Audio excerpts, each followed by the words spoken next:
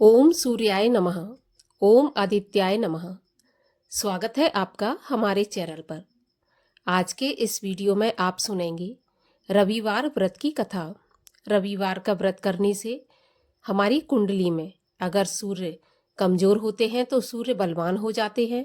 मान सम्मान, पद प्रतिष्ठा, नौकरी, व्यापार, संतान, विवाह, सभी प्रकार की जो कामनाएं हैं वो इस व्रत के करने से पूरी होती है। इसके अलावा अगर आपके पिता से संबंध ठीक नहीं चल रहे तो आपको रविवार का व्रत अवश्य करना चाहिए। शारीरिक यदि कोई पीड़ा है, बीमारी है, उसके लिए भी रविवार का व्रत बहुत लाभदायक माना गया है। तो कथा आरंभ करने से पहले हम रविवार के व्रत का विधि विधान जान लेते हैं। रविवार का व्रत करने वाले को प्रातःकाल स्नान आदि से निवृत्त होकर लाल रंग के वस्त्र धारण करना चाहिए। शांत चित्त होकर भगवान का स्मरण करते हुए सारा दिन मन में भगवान का भजन करते रहना चाहिए। रविवार के व्रत में एक समय भोजन करना चाहिए, वो भी बिना नमक का। नमक का सेवन रविवार के व्रत में नहीं किया जाता। भोजन तथा फलाहार जो भी आप करना चाहते हैं वो सूर्योदय के बाद से लेकर सूर्यास्त के पहले तक आपको कर लेना चाहिए। मतलब जब तक सूर्य अस्त नहीं होते उसके पहले पहले आपको ये कर लेना चाहिए। अगर आपके निराहार रहते सूर्य अस्त हो जाते हैं तो आपको फिर अगले दिन सूर्योदय के बाद सूर्य भगवान को अर्घ देने के बाद ही अपने व्रत को खोलना चाहिए। सूर्य भगवान का व्रत करने पर आपको रविवार के व्रत की कथा सुननी चाहिए और साथ ही आदित्य हृदय स्तोत्र, सूर्य चालीसा या फिर आपको सूर्य भगवान का कोई भी मंत्र आता हो उसका जाप रविवार के दिन लगातार करते रहना चाहिए। तो चलिए अब हम सुनते हैं रविवार व्रत की कथा। लेकिन कथा आरंभ करने से पहले आपसे अनुरोध है कि ऐसी ही व्रत कथाएं सुनने के लिए और हमसे जुड़े रहने के लिए हमारे चैनल को सब्सक्राइब अवश्य करें और आज की कथा अच्छी लगे तो लाइक अवश्य कर दें। साथ ही साथ इस कथा को आगे शेयर भी कर दें।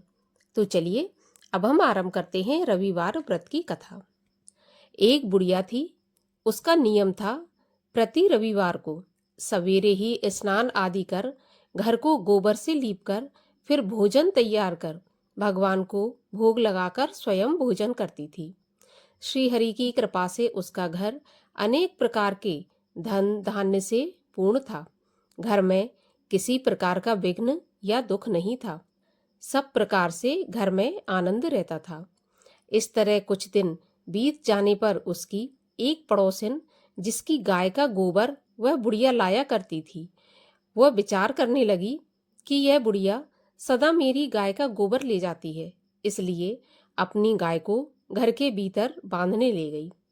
बुढ़िया को गोबर न मिलने से रविवार के दिन अपने घर को न लीप सकी, इसलिए उसने ना तो भोजन बनाया न भगवान को भोग लगाया और स्वयं भी उसने भोजन नहीं किया। इस प्रकार उसने निराहार व्रत किया। अब रात्रि हो गई और वह भूखी सो गई। रात्रि में भगवान ने उसे स्वप्न दिया और भोजन न बनाने तथा भोग न लगाने का कारण पूछा। बुढ़िया ने गोबर न मिलने का कारण सुनाया। तब भगवान ने कहा कि हे माता, हम तुमको ऐसी गाय देते हैं जो सभी इच्छाएं पूर्ण करती हैं, क्योंकि तुम हमेशा रविवार को गाय के गोबर से घर लीपकर भोजन बनाकर मेरा भोग लगाकर खुद भोजन करती हो। इससे मैं बहुत प्रसन्न हूँ। मैं निर्धन को धन और बांझ स्त्रियों को पुत्र देकर दुखों को दूर करता हूँ तथा अंत समय में मोक्ष देता हूँ। स्वप्न में ऐसा वरदान देकर भगवान अंतर्ध्यान हो गए। प्रातः जब वृद्धा की आंख खुली तो वह देखती है कि आंगन में एक अति सुंदर गाय और बछड़ा बंधे हुए हैं। वह गाय और बछड़े को देखकर अत्यंत प्रसन्न हुई और उसको घर के बाहर बांध दिया और वहीं खाने को चारा डाल दिया।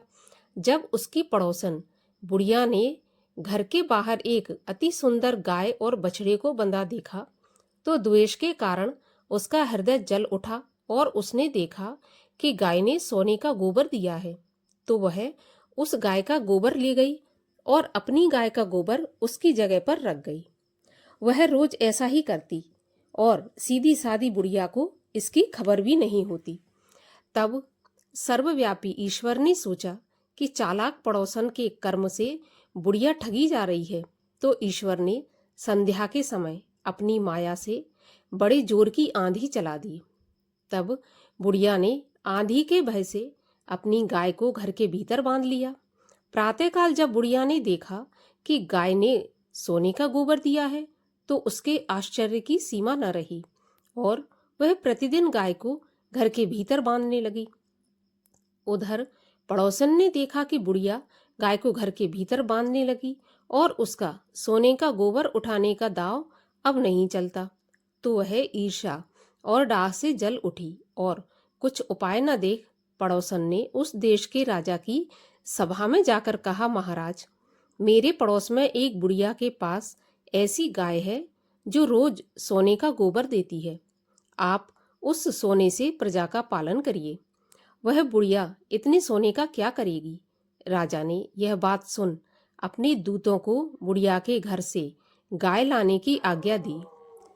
बुढ़िया प्रातः ईश्वर का भोग लगाकर भोजन ग्रहण करने ही जा रही थी कि राजा के कर्मचारी गाय को खोलकर ले गए। बुढ़िया काफी रोई चिल्लाई, किंतु कर्मचारियों के सामने कोई क्या कहता। उस दिन बुढ़िया गाय के वियोग में भोजन नहीं खा सकी और रात भर रो रो कर ईश्वर से गाय को पुनः पाने के लिए प्रार्थना करती रही। उधर राजा गाय को देखकर बहुत प्रसन्न हुआ, लेकिन सुबह जैसे ही वह उठा, सारा महल गोबर से भरा दिखाई देने लगा। राजा यह देखकर घबरा गया।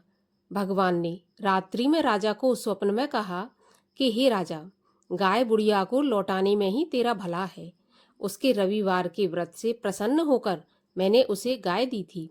प्रातः होते ही राजा ने बुढ़िया को बुलाकर बहुत से धन के साथ साथ सम्मान के सहित गाय और बछड़ा लौटा दिया। उसकी पड़ोसन को बुलाकर उचित दंड दिया।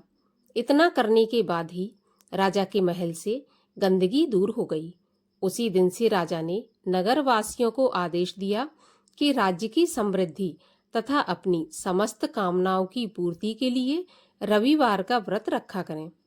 व्रत करने से नगर के लोग सुखी जीवन व्यतीत करने लगे। कोई भी बीमारी तथा प्रकृति का प्रकोप उस नगर पर नहीं होता था और सारी प्रजा सुख से रहने लगी। बोलिए सूर्य भगवान की जय, आदित्य नारायण की जय।